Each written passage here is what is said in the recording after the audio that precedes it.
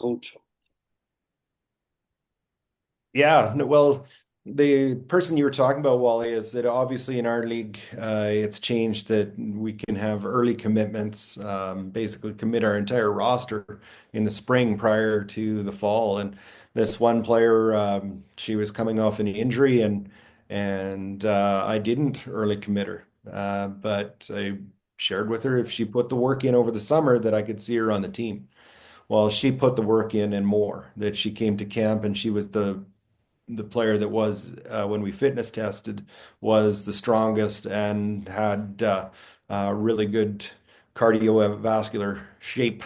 Uh, and she just showed it on the ice as well and became a kid that was an automatic the first even after the first skate that we knew that we were going to be keeping her and she just led through the entire season as well that way and was absolutely terrific and we're I know that I can count on her doing that this summer as well. And again, back to the every player has a different path. Well, we have one player that we did commit this spring that she played 2 years of U18 AA before finally getting a year at U18 AAA this final season. But she has just worked so hard on her game and seeing her this spring at different showcases that she looks like she um, has picked up her speed and is stronger, and she's actually been a fairly dominant player even amongst other kids that have played in our league the year previous. So I'm looking forward to seeing what she can do the year coming up.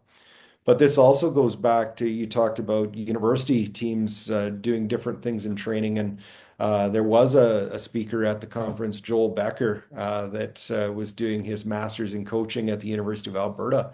And he was a former hockey player, but then also a former Canadian national long track speed skater. And he was talking about having a strong stride, strong hips, and biometrics.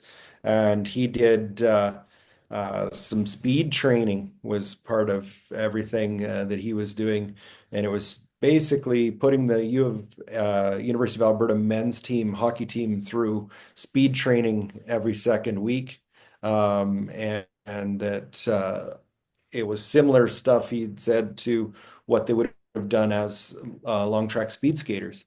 And he crunched the data, and if the 10 weeks where they had done the speed training, the team was a perfect 10 and 0 record, or sorry, 5 weeks that they'd done it, they were 10 and 0 record or something. That they didn't lose a game any week that they did that. And the other weeks where they didn't do it, they were 500. So it was really interesting talking about how off ice training was translating to what was happening on the ice. And so he's another person that I need to get more information from to see what uh, what we can do to make it work for our kids. That sounds like a magic bullet.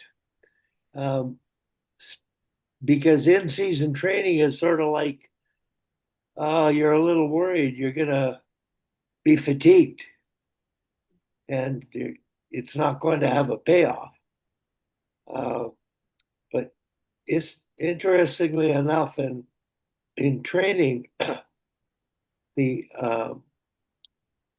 the threshold of 5 to 10 seconds is can be done in season. And the idea of overspeed and maximizing the muscle twitch and uh, pushing yourself to a faster pace than you've ever played in that short time period, uh, it's something I think that we could do more of. Um, I know one thing, and this is a long time ago. Dave King, he used to do 2-on-2 small area games, and they had to be overspeed. And it was 15 seconds was the max. If your feet weren't moving, uh, it was going to be push-up time.